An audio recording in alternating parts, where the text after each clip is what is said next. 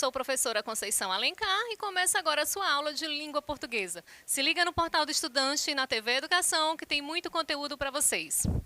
Na aula de hoje vamos ver um pouco sobre a literatura, vamos falar de barroco, ver a linguagem do barroco, algumas características desse movimento e também as figuras de linguagem. Vocês irão perceber que durante o barroco a linguagem predominante é muito cheia de figuras de linguagem. Então são várias figuras de linguagem que vão permear todo esse movimento. Então vamos começar aqui com a linguagem do barroco. Barroco é o nome de um estilo de época surgido no final do século XVI, na Itália, e caracterizado por forte influência religiosa, devido ao contexto histórico marcado pela Reforma Protestante e pela Contra-Reforma. No entanto, ao lado de tanta religiosidade, havia também, na época, um forte apelo aos prazeres sensoriais. Desse modo, o estilo configura-se basicamente na aproximação dos opostos.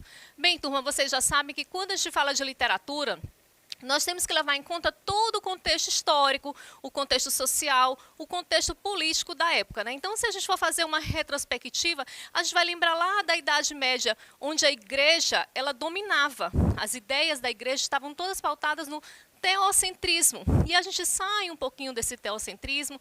Lá no Renascimento, a gente vai para o antropocentrismo, com ideias mais voltadas com base científica, mais voltada para o homem. E depois surge o barroco justamente nessa questão da reforma protestante e da contra-reforma. Então, o barroco ele acontece na contra-reforma e durante a contra-reforma. Então, é um movimento muito marcado por opostos, muito marcado por contrários. Então, vamos ver todas essas características deste movimento.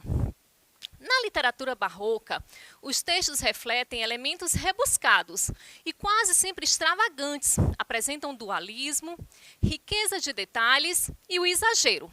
A linguagem desse movimento tentou unir os valores medievais aos da cultura grega e latina, os quais foram evidenciados com o Renascimento. Então, aqui no barroco, vocês vão ter uma linguagem muito rebuscada. Além de uma linguagem rebuscada, nós temos a questão da dualidade. Ora está pautado em uma coisa, ora está pautado em outra. Nós temos também a riqueza de detalhes e o exagero. O barroco traz uma linguagem extremamente exagerada.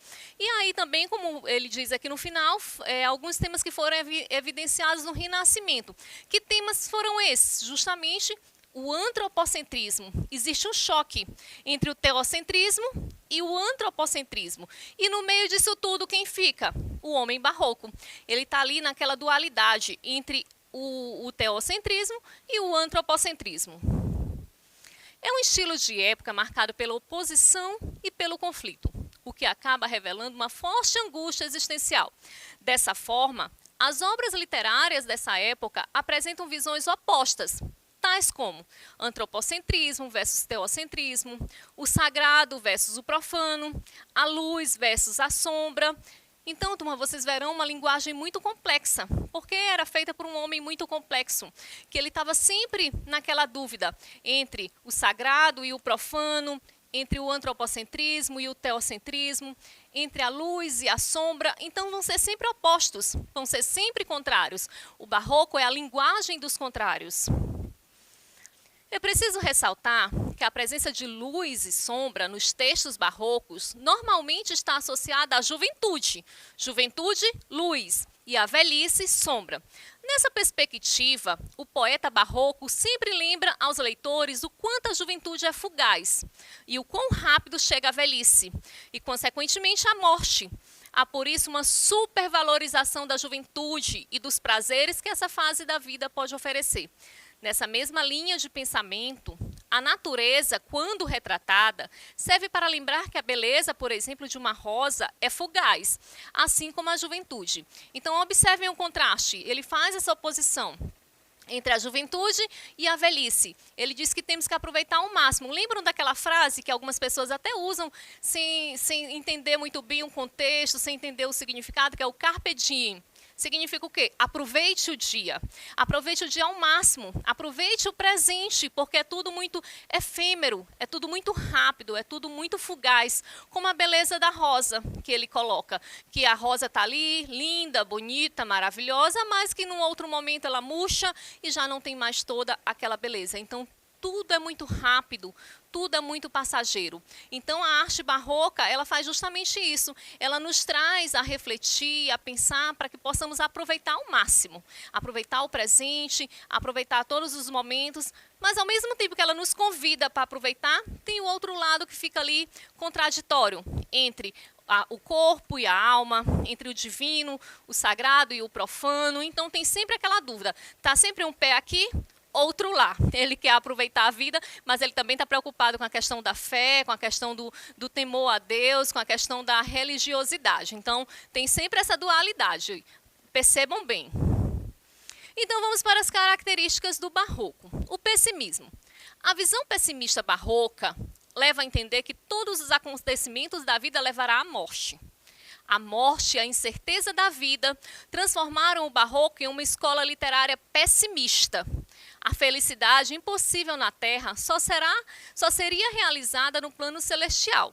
Então, uma das primeiras características é o pessimismo. Vocês vão ver esse pessimismo tanto na literatura, como na arte, como na pintura, na música, na escultura.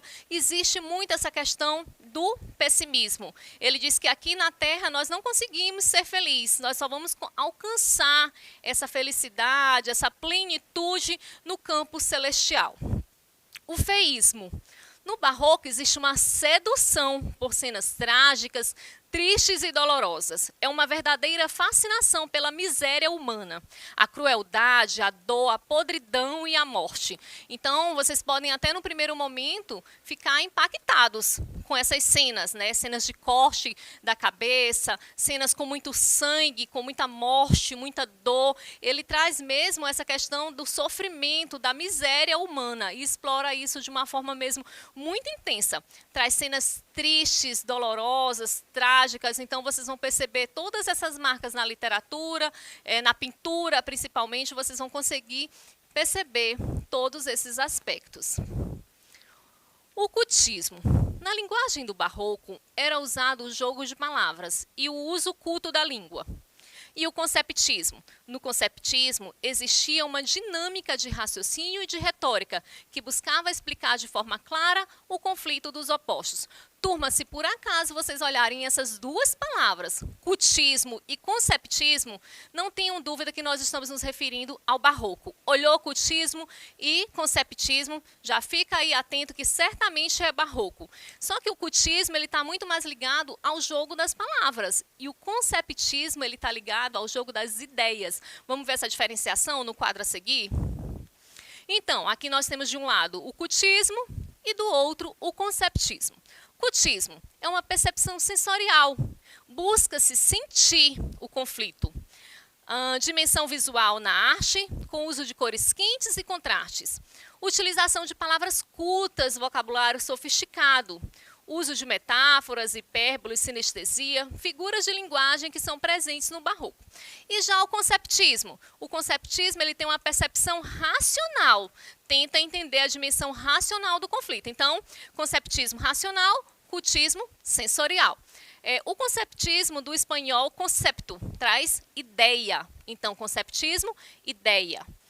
Pensamento lógico, uso de analogias e histórias ilustrativas. Então, ele vai estar sempre fazendo comparações, sempre fazendo analogias. Uso de antíteses e paradoxos, que nós vamos ver agora, essas figuras de linguagem que são tão presentes na linguagem do barroco. Então, começando aqui com as figuras de linguagem. A linguagem do barroco apresenta algumas figuras de linguagens que eram as mais usadas pelos autores. Elas eram usadas para aprender e chamar a atenção dos leitores. Conheça a seguir as principais figuras desse estilo e alguns exemplos. Vocês já sabem que as figuras de linguagem é um recurso estilístico. Para que usamos esse recurso estilístico? O próprio nome está dizendo, para dar estilo, para chamar a atenção, para dar ênfase, para marcar. Então, eles faziam justamente isso. E tinham as figuras de linguagem que eram predominantes. Então, vamos começar aí com a metáfora. Na metáfora, ocorre uma comparação velada. Veja o exemplo a seguir, redigido por Gregório de Matos, é um dos nossos principais representantes aí do Barroco, que diz assim: eu sou, Senhor, a ovelha desgarrada. Então ele diz, eu sou a ovelha desgarrada. Ele não diz, eu sou como uma ovelha desgarrada. Se ele dissesse, eu sou como uma ovelha desgarrada, ele estaria usando uma outra figura de linguagem que seria a comparação. Qual é a metáfora? Ela faz essa comparação direta, né? Ele diz, eu sou a ovelha desgarrada. E qual é a metáfora presente? Justamente essa, né? Ovelha desgarrada significa pecador, é como se ele fosse um pecador. A antítese. A antítese remete à contradição do homem barroco. Através dessa figura de linguagem, o autor mostra a diferença que ele enxerga entre as coisas. Confira o exemplo no trecho, escrito por Manuel Botelho de Oliveira. Nele, o autor fala de uma ilha e suas características contrastantes. Vista por fora, é pouco apetecida, porque aos olhos, por feia é parecida. Porém, dentro, habitada, é muito bela, muito desejada. É como a concha, tosca e deslustrosa, que dentro cria a pérola formosa. Então, vocês podem perceber que está cheio de oposição, é cheia de contraste. Ele fala dentro e fora, ele fala feia e bela, ele fala que ela é deslustrosa e também fala que ela é formosa. Então, totalmente cheia de contrastes. Aqui, outra antítese que diz assim, o que é melhor? Fazer a coisa certa da maneira errada ou fazer a coisa errada da maneira certa? Então, ele traz essa oposição aí entre o certo e o errado. O paradoxo é utilização de expressões contraditórias ou absurdas, que diz assim, pequei, Senhor, mas não porque hei pecado. Muitas pessoas confundem a antítese com o paradoxo. São figuras de linguagem parecidas, elas trazem como base essa ideia da oposição. No entanto, a antítese ela traz esses opostos, amor e ódio, vida e morte, bem e mal. O paradoxo não, o paradoxo é algo como se não tivesse nexo, como se não pudesse existir. Ele diz aqui, ó, pequei, Senhor, mas não hei pecado. Ele diz que pecou, mas que ele não tem pecado. Como assim? É meio sem lógica. É como dizer, estou dormindo em pé, estou dormindo acordado, estou dormindo acordado. Então, é como se fosse algo impossível, sem lógica de acontecer. Tem até aquele lá de Luís de Camões, que ele diz, o amor é fogo que arde sem se ver.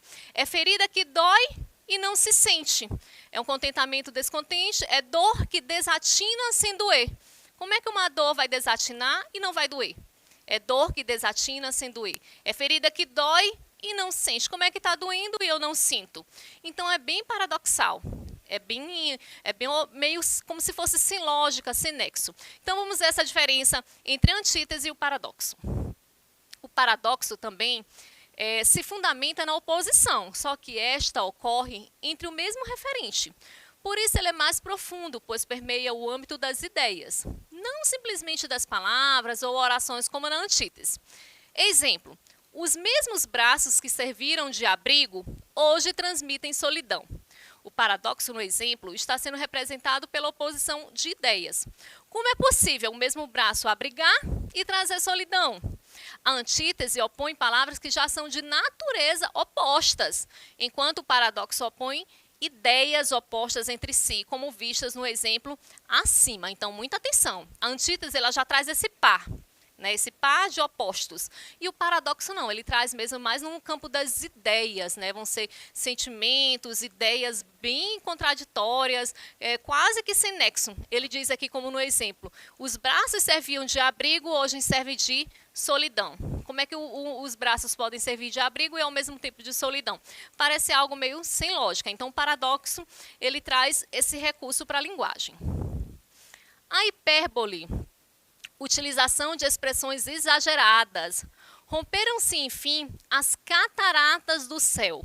A hipérbole presente, cataratas do céu. Outra característica que vocês vão ver muito presente no barroco é justamente a questão da hipérbole. O que é a hipérbole? É o exagero intencional. Então, a linguagem do barroco, além de ser uma linguagem muito culta, muito rebuscada, ela traz todo esse exagero. Por exemplo, para dizer que estava chovendo, ele diz que caíam cataratas do céu. É um exagero mesmo bem, de forma mesmo bem marcada. A prosopopeia.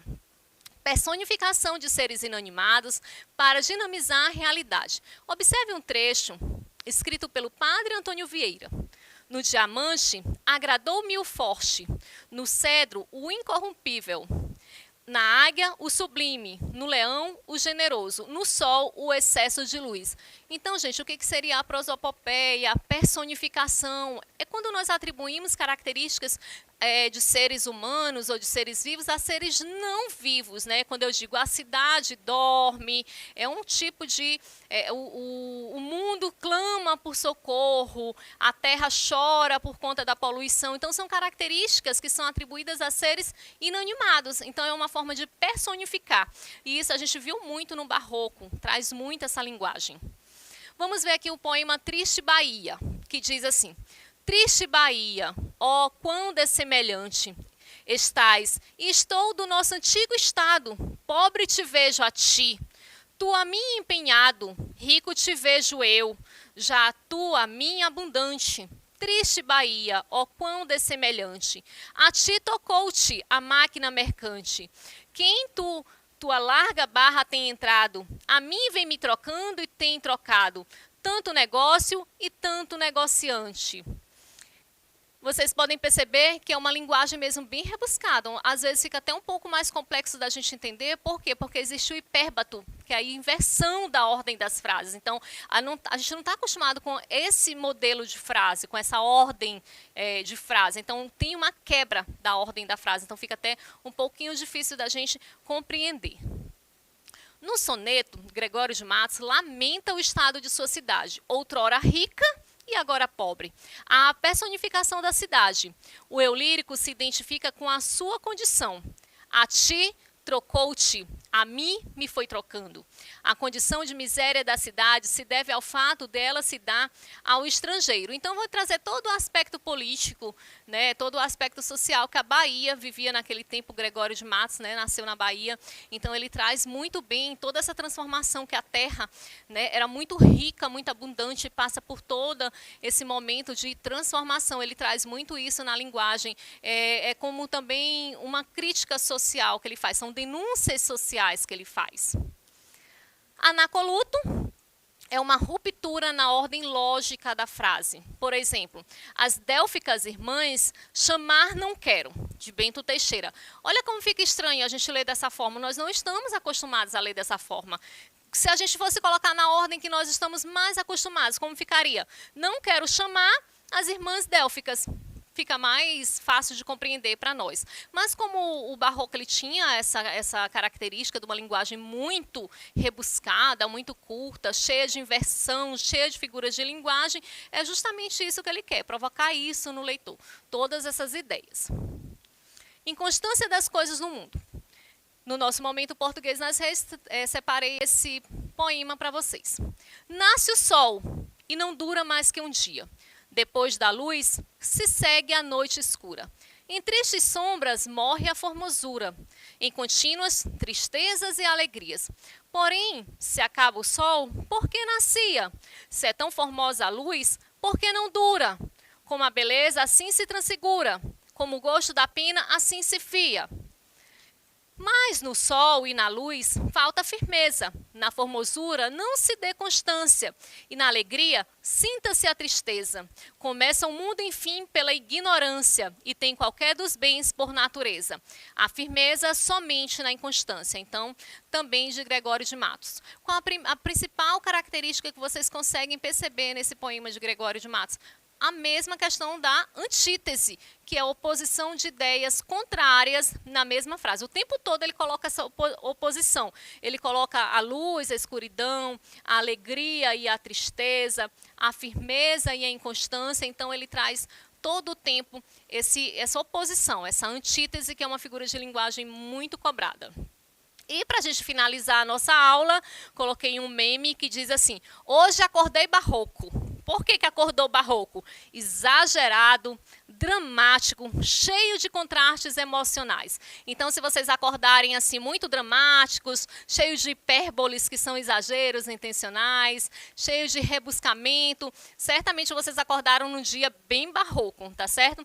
E fica aquela frase também do Carpe Diem, que significa aproveitem o dia, mas aproveitem com cuidado, com sabedoria, para que a gente tenha consequências positivas e não negativas. Eu aguardo vocês na próxima aula e um grande abraço.